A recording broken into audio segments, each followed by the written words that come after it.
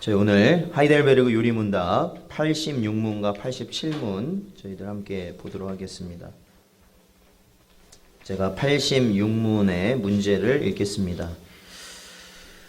우리의 공로가 조금도 없이 그리스도로 말미암아 오직 은혜로 우리의 죄와 비참함으로부터 구원을 받았는데 우리는 왜 또한 선행을 해야 합니까?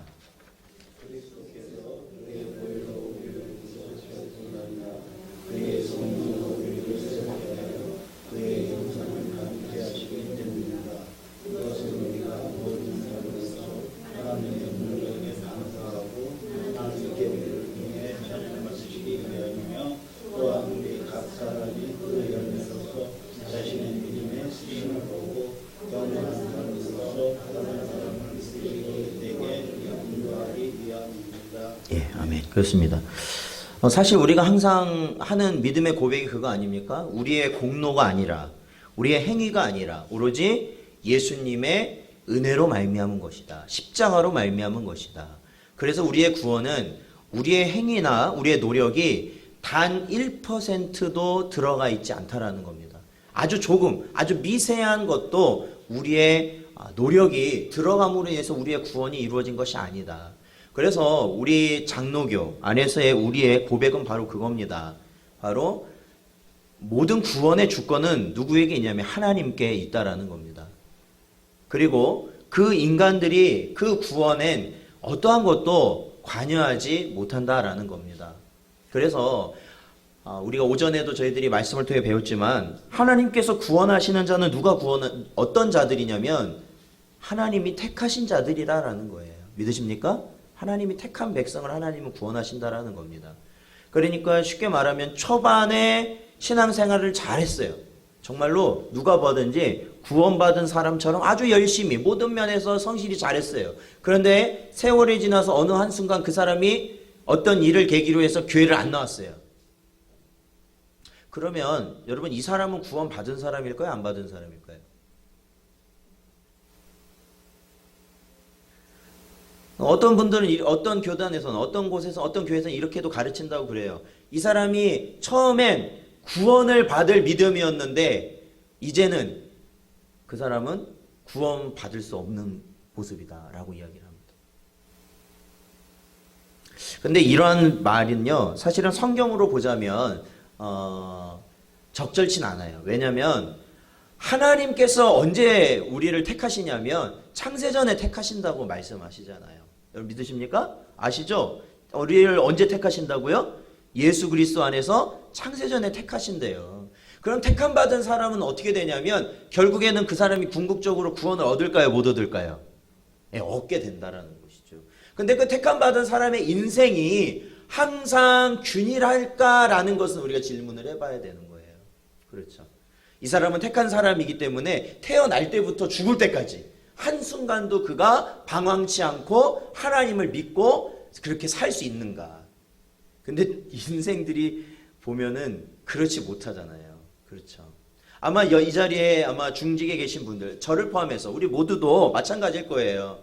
하나님이 보시기에 진짜로 죄인 중에 죄인으로 살았던 생활이 없었을 때가 있었을까요? 예수님 알기 못했을 때 있었지 않습니까? 우리가 예수님을 몰랐을 때. 그럼에도 불구하고 지금은 우리가 예수님을 알고 믿고 이제 그 백성으로 택함받은 자라는 것을 믿고 살아가고 있는데, 자 바로 그거죠. 그렇다면 하나님께서 오직 예수 그리스도로 말미암아 우리를 이렇게 구원을 받도록 하셨는데 왜 우리가 예수 믿고 난 다음에 선행을 하면서 살아야 되느냐라는 것이죠. 선행을 할 필요가 있겠느냐. 여러분 예수 믿은 사람은 선행을 해야 돼요? 안 해도 돼요? 네? 착하게 살아야 돼요? 못되게 살아야 돼요? 어떻게 살아야 될까요? 물론 뭐 대부분은 착하게 살아야 된다고 말하는데 그럼 왜 착하게 살아야 될까요? 하고 여쭈면 그거에 대해서는 말씀을 잘 못하세요. 왜? 구원은 누구를 통해 받았어요? 예수님 통해 받았잖아요. 근데 굳이 착하게 살 필요가 있냐는 거죠. 그런 이단이 있잖아요. 보통 우리가 구원파라고 하는. 그렇죠? 구원만 받으면 된다라는 거예요. 자, 오늘 저희들이 하이델베르크 요리 문답에서는 자, 우리는 왜 구원받은 우리는 왜 또한 선행을 하면서 살아야 되느냐라는 겁니다. 그 답을 보면요, 이렇게 되어 있죠. 바로 그리스도께서 그의 보혈로 우리를 구속하셨을 뿐 아니라, 그렇죠. 우리가 그 예수님의 피로 말미암아 구원을 받은 것뿐만 아니라 그의 성령으로 우리가 어떻게 되었다고요? 성령으로 우리가 어떻게 됐다고요? 새롭게 되었다라는 거죠. 옛사람이 아니라 우리가 지금은 어떤 사람이라는 겁니까? 새 사람이라는 거죠. 새 사람. 그래서 그의 형상을 우리가 닮았기 때문에 그렇다라는 겁니다. 여기서 그의 형상이란 건 예수님의 형상을 우리가 성령을 통해 닮아졌기 때문에 그렇다라는 겁니다. 그래서 옛사람일 때는 세상에 아주 악행을, 그렇죠, 밥 먹듯이 하는 그러한 인생을 살았다 할지라도 예수 믿고 난 뒤에 이게 뭐예요? 뭘 체험했다는 거예요? 성령 체험했다는 거거든요. 쉽게 말하면 성령 체험을 하고 난 뒤에는 그의 삶이 완전히 바뀌게 되는 것이다. 그래서 누구처럼 사는 거예요? 예수님처럼 사는 거죠. 그래서 우리 성도들, 우리 교회 다닌다고 하는 성도들을 통해서 세상은 누구를 보게 되냐면 여기 계신 우리 권사님들, 우리 모든 장로님, 권사님, 우리 집사님 통해서 세상 사람들이 여러분의 모습을 통해서 누구를 봐야 되는 거예요. 그러니까 여러분을 통해서 주님을 봐야 되는 겁니다. 주님이 드러나야 되는 거예요. 내 말과 행동과 그 모든 걸 통해서 주님이 드러나야 되는 것이죠. 왜? 이제는 나는 옛사람이 아니라 새사람으로 살고 있기 때문에 그렇습니다. 그래서 오늘 이 본문 말씀도요, 저희들이 6장 13절을 읽지 않았습니까? 6장 13절에 보면은 바로 그리스도와 함께 옛사람이 죽고 새롭게 산 자들, 즉 성도들에 대한 바울의 가르침이죠. 자, 우리 13절을 다시 한번 읽어보죠. 자, 13절 앞에 나와 있습니다. 같이 읽겠습니다. 시작. 또한 너희 지체를 불의의 무기로 죄에게 내주지 말고 오직 너희 자신을 죽은 자 가운데서 다시 살아난 자같이 하나님께 드리며 너희 지체를 의의 무기로 하나님께 드리라. 아멘. 그렇습니다. 우리의 지체를 뭐에 내주지 말라? 죄에게 내주지 말라는 겁니다. 죄에게 내주지 말라. 다시 산 우리는 죄에게 내주지 말고 우리를 누구의 손에 붙들리게 하냐면 하나님의 손에 붙들리게 해라. 자, 하나님이, 자, 칼이 있습니다. 칼. 여러분 댁에 칼 하나씩은 있죠? 칼이 보통 어디에 있습니까? 주방에 있죠. 주방에 있는 칼, 큰 칼이에요, 작은 칼이에요? 보통 큰 칼이죠. 부엌칼. 자, 여러분 부엌칼이 있습니다. 이 부엌칼이요, 강도의 손에 들어가면 어떻게 되겠습니까? 그러면 그 강도가 그 칼 갖고 뭐 할까요? 강도 짓을 할 거 아닙니까? 위협을 한다든지 사람을 죽인다든지 할 거 아닙니까? 근데 그 칼이 어머니의 손에 들려있다면 그걸로 뭘 하시겠습니까? 요리를 하시겠죠. 요리를 하시는 칼이 되는 거예요. 사랑하는 성도 여러분, 저와 여러분이 하나님의 손에 붙들린 도구들이 되기를 주님의 이름으로 축원드립니다. 하나님의 손에 우리가 붙들리면 이 세상을 평화롭게 하겠습니까? 이곳을 지옥같이 하겠습니까? 평화롭게 할 거예요. 우리가 속한 가정을 평화롭게 할 거예요.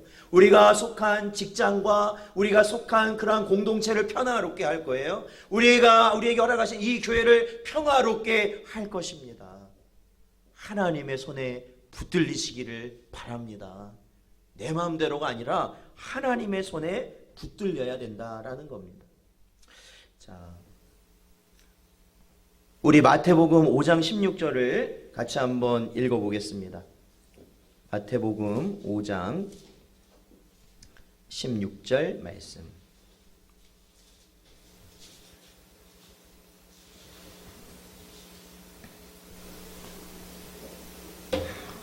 자, 마태복음 5장 16절 말씀.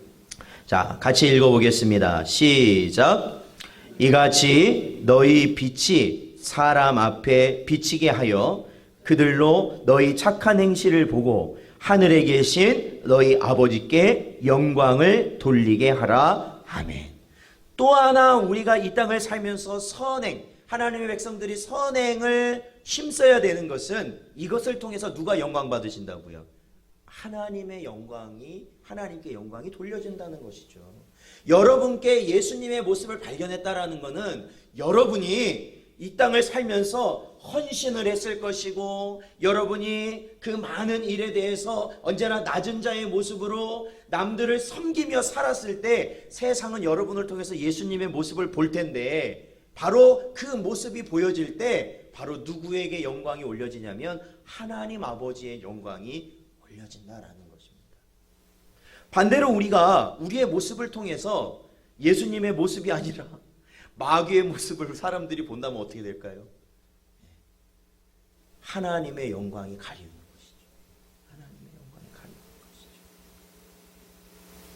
사랑하는 성도 여러분, 우리가 하나님께 드리는 영광은 단순히 우리가 어떤 예배의 자리에서 우리 모두 하나님께 영광의 박수를 올립시다라는 그 말 한마디가 하나님께 영광이 되는 것이 아닙니다.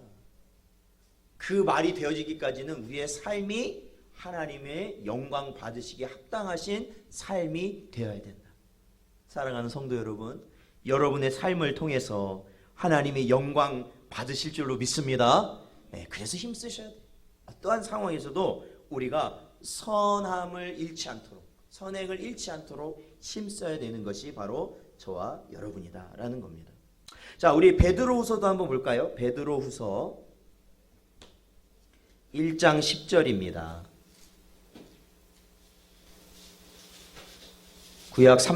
신약 384쪽 베드로후서 1장 10절 말씀.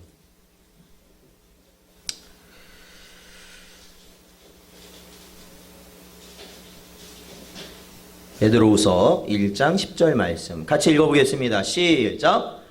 그러므로 형제들아 더욱 힘써 너희 부르심과 택하심을 굳게 하라. 너희가 이것을 행한즉 언제든지 실족하지 아니하리라. 아멘. 그렇습니다. 또한 우리가 이 선행을 함으로써 어떻게 합니까? 우리가 이 선행을 할 수 있다는 것은, 이 선행을 할 때는요 항상 무엇과 충돌을 하게 되냐면 바로 악행과 선행 둘 중에 하나를 선택해야 될 기로에 서게 되는 상황이 많이 있습니다. 그러니까 이 우리의 원함을 위해서, 우리의 사익을 추구하기 위해서 이 선한 일을 배제하는 경우들이 있다라는 것이죠. 그러니까 저도 이제 신학교 들어갈 때 이제 처음에 제가 이제 지원했던 신학교 처음에 총신대를 지원을 했는데 그 원서를 내려갔는데 원서를 딱 봤더니 거기서 원서를 안 받아주는 겁니다.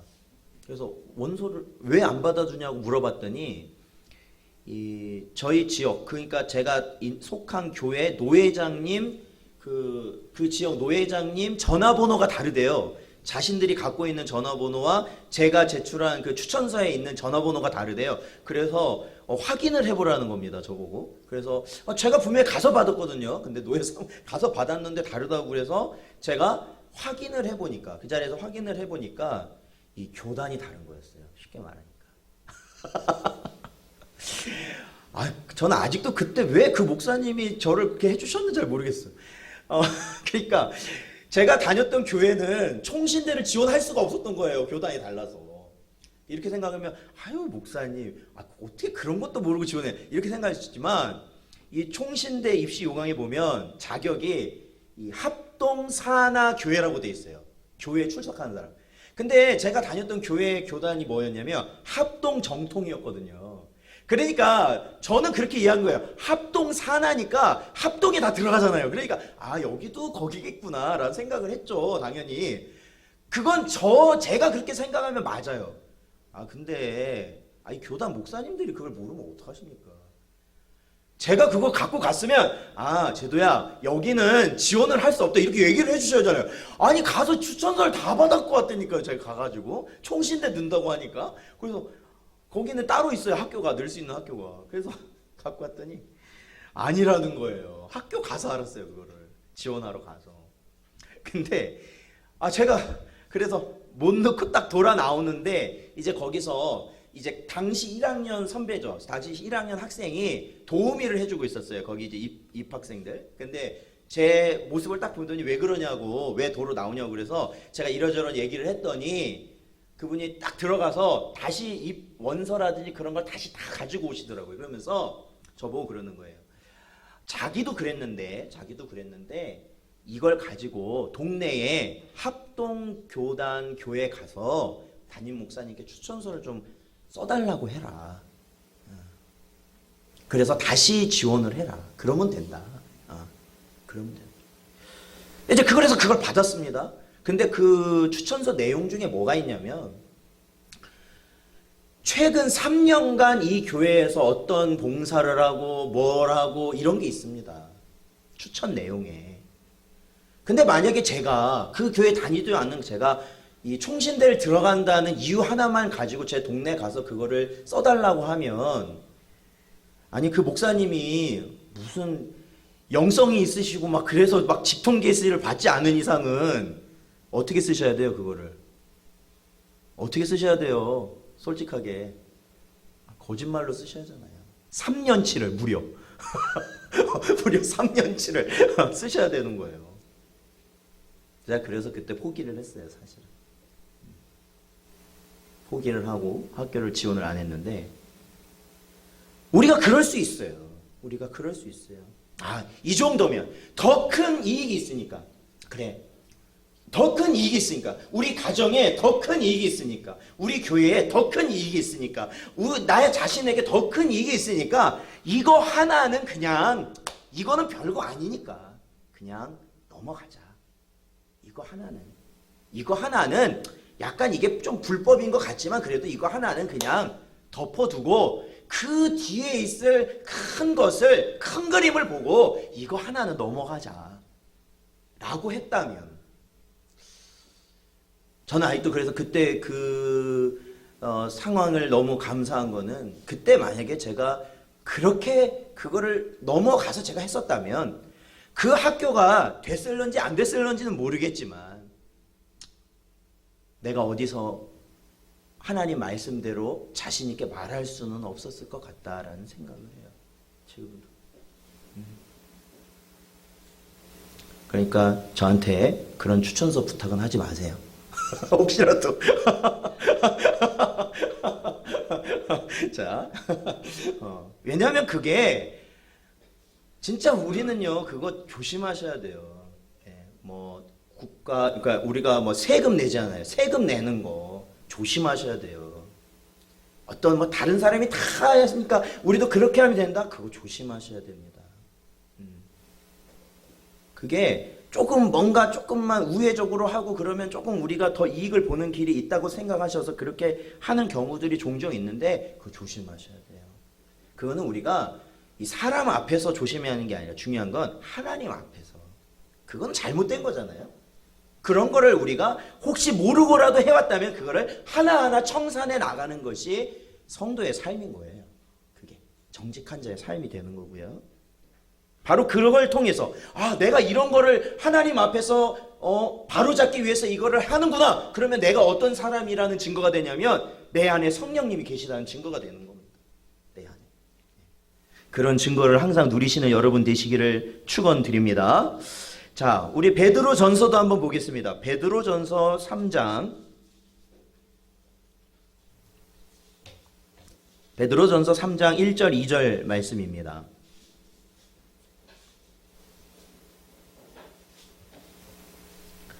자, 베드로전서 3장 1절 2절 말씀 같이 읽어보죠. 시작. 아내들아, 이와 같이 자기 남편에게 순종하라. 이는 혹 말씀을 순종하지 않는 자라도 말로 말미암지 않고 그 아내의 행실을 말미암아 구원을 받게 하려 함이니 너희의 두려워하며 정결한 행실을 봄이라. 아멘. 그렇습니다. 우리의 행실을 통해서 바로 믿지 않는 자들이 죽게 돌아오는 삶의 복음이 되게 된다는 것이죠. 어떤 분이 그런 말 들었어요. 자신의 그 어머니가 젊으셨을 때부터 이 신앙생활을 그렇게 정말로 하나님 앞에서 바르고 교회에서도 열심히 성실히 해왔던 것을 어렸을 때부터 봐왔을 때 그 모습이 이게 하나님을 섬기는 거구나 라는 것을 그 마음이 깨닫고 그 마음이 그 길을 가려고 하려는 한다는 그러한 말을 들었을 때 여러분 우리의 행실이요 정말 중요한 겁니다. 그래서 말 한마디가 그래서 중요한 겁니다. 우리가 자녀들이거나 배우자거나 아니면 주변 지인들한테 우리가 하는 행동이 그래서 중요한 겁니다. 그걸 통해서 하나님은 우리에게 어떻게 하시냐면 하나님의 복음이 저들에게 들어갈 수 있도록 하신다라는 것이죠. 들어갈 수 있도록 하신다는 것이죠. 사랑하는 성도 여러분, 저와 여러분의 앞으로의 삶이 복음이 되시기를 축원드립니다. 복음이 되시기를 축원드려요. 저는 이제 우리 강 권사님께서 이제 앞으로도 이제 치료를 계속 받으시면서 많은 어려움이 있으실 거라는 생각을 들어요. 있죠. 왜 없으시겠어요? 그러나 그러한 연약함, 그러한 어려움 가운데서도 그것을 믿음으로 견뎌나가는 모습이 결국에는 우리 교회에 어떠한 게 되는 겁니까? 복음의 메시지인 겁니다. 그게. 그 가정의 복음의 메시지가 되고 우리 교회 복음의 메시지가 되고 주변 사람들에게 정말로 하나님이 살아 계시구나라는 것을 보게 된다라는 것이죠. 그러한 복음의 통로가 되실 줄로 믿습니다. 바로 우리에게 그러한 일을 허락하시는 건 하나님의 메시지를 우리에게 주시기 위함이다라는 것이죠. 자, 그러한 의미에서 우리가 선행을 하는 겁니다. 자, 우리 87문, 요리문답 87문을 보겠습니다. 제가 문제를 읽죠. 감사치도 않고 회개하지 않는 삶을 계속 살면서 하나님께로 돌이키지 않는 사람들도 구원을 얻을 수 있습니까?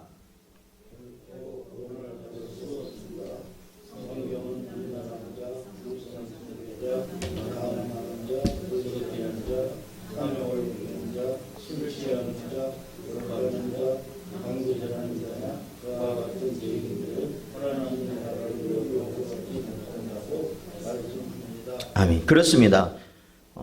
회개하지 않는 삶, 이 감사치도 않고 회개하지 않는 삶, 이 감사의 의미를 저희가 얼마 전부터 배웠죠. 감사라는 것은 확실한 예수 그리스도에 대한 믿음과 그 믿음에 합당한 삶을 살기 위한 기도, 그를 통해서 나타나는 게 감사인데, 감사가 내 삶에서 사라지고 또한 내가 지은 죄를 회개하지 않는 자들은 결국에는 구원을 얻을 수 없다라는 겁니다.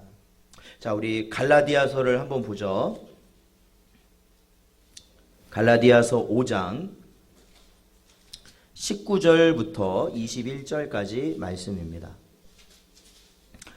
갈라디아서 5장 19절부터 21절, 신약 308쪽입니다.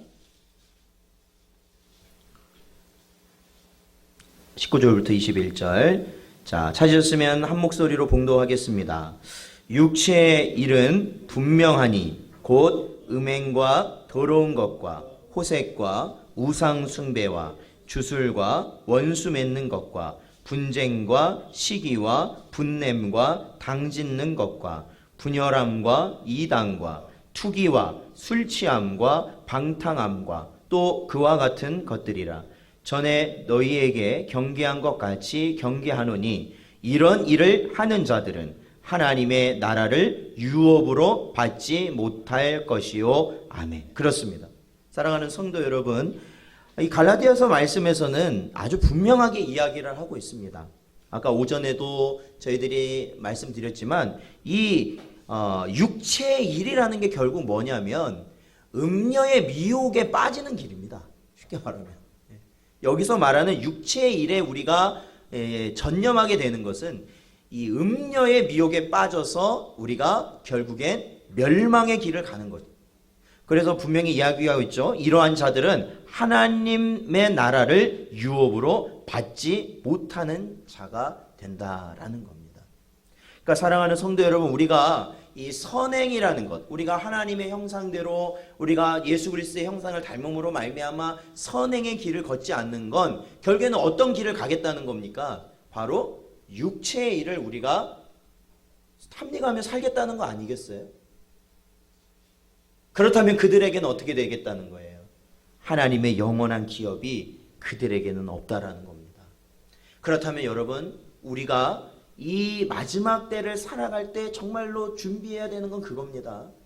이 외부적인 박해나 외부적인 시련은요, 차라리 그게 쉽습니다.